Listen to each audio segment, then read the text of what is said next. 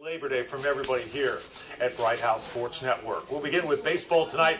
It's been just over 5 years since something extraordinary took place here in the Tampa Bay area, when Patrick Schuster captured the attention of the entire state and made national headlines with a string of no-hitters we'll likely never see again. Ryan Bass takes us back to 2009 and relives the miracle at Mitchell.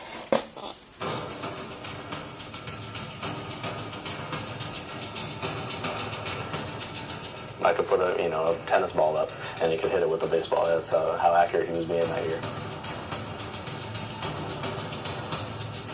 One no-hitter's tough. Two in a row, that's real tough. Three is like, this is getting funny. People were getting so excited and so pumped about it, and then it kind of dawned on me, yeah, this is kind of a big deal.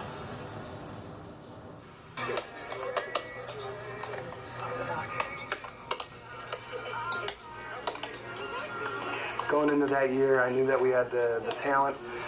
We had all our pieces in place, but it just boils down to kids. They just got to step up and play to their potential. Patrick, he put Mitchell High School on the map. I started telling him, start expecting scouts and stuff, and finally, partway through his junior season, I think they started catching on a little bit. We had a good feeling that we were definitely going to, be a top contender in the district and go a long way. So we had no idea what was going to happen. He knew that there was a possibility that they could go a long way with this team.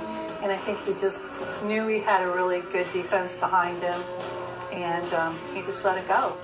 On April 3rd, Mitchell High's Patrick Schuster struck out 17 en route to a no-hitter. 5 days later, different school, different hitters, same result. Another no-hitter. It was very crazy to watch it unfold, especially being the one calling the pitches and seeing the pitches come face to face. I mean, you can never predict a no-hitter. You can never expect to throw a no-hitter. And I think that's as the streak started building. I think it was a win-win. At that point, the way Patrick was rolling, we're sort of like, I wouldn't be surprised if he threw another no-hitter the way he's been throwing.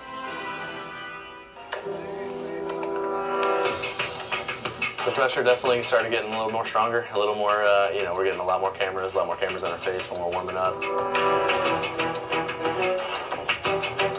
Going into Pasco, we were aware of the record, and so was everybody else. As the innings progressed, the stuff stayed the same. Consistently was hitting the spots, making the pitches move real good.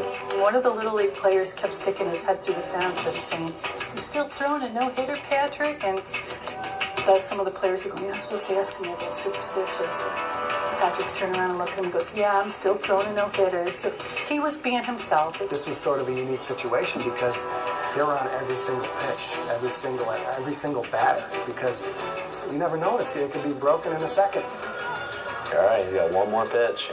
He can either be ruined right here or he can, be the superstar. And so he threw in that slider, and that kid didn't even move.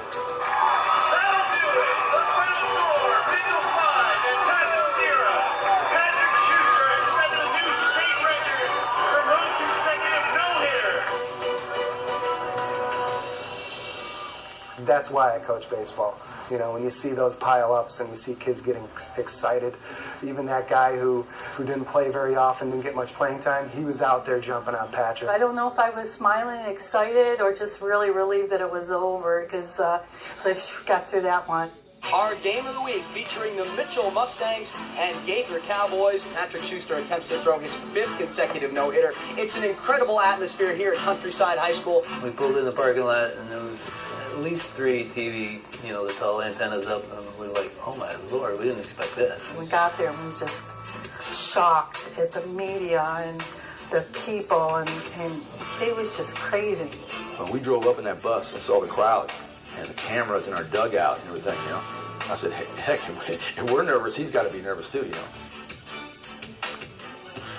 We could see in the bullpen, he wasn't snapping and he wasn't hitting the glove like we're used to seeing. He gets out to the mound, TV timeout. so once he got out to the mound, we waited, I think, 3 minutes. And it seemed like 3 days. We are set for baseball as Patrick Schuster embarks on the journey that will hopefully lead him to a 5th consecutive no-hitter. Thousands and thousands of people, 6, 7 TV trucks. I didn't have a good feeling about it from the start. Here's the first pitch of today's game. And the Cowboys come out swinging. He came out and he was throwing pretty good. You know, it was hard to pick up. You know, he had a funny motion, threw across his body and stuff. You know, and just you know, it didn't look like we were going to hit. And then all of a sudden, things changed. For the Cowboys this inning, it'll be the 2, 3, and 4 hitters. Mike Danner, followed by Drew Doty and Brady North. And Danner hit by the pitch. I think when he hit Mike Danner, I think that shook him a little bit, and maybe he lost his focus. And then Doty was the very next hitter. Doty was our best hitter that year. He was, you know, he led the team in every category. He was definitely one of the ones that we were watching out for to definitely get one of the hits out of him. That ball's ripped into right. Brown giving chase, and there it is. First hit in 5 games given up by Patrick Schuster.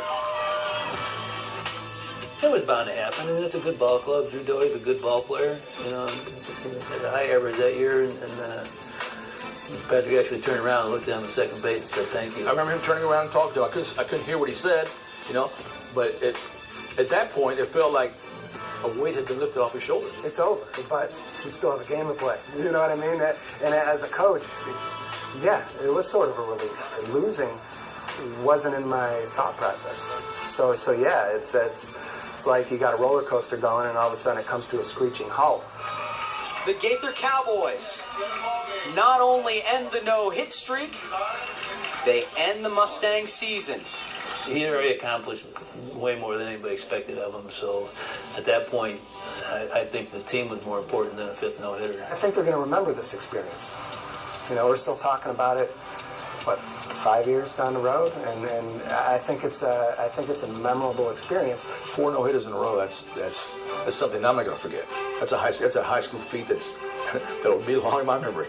He handled it with a lot of grace and dignity. He gave kudos to his team and his coaches, and I think that's all really important. It showed maturity in him that a lot of 18, 19-year-olds just aren't ready for. We had a great run. He had a great run, and I think everybody will remember that. Nobody's going to forget, you know, going through a state, you know, record of no-hitting streak. So especially me, being behind the plate and watching him come in one by one.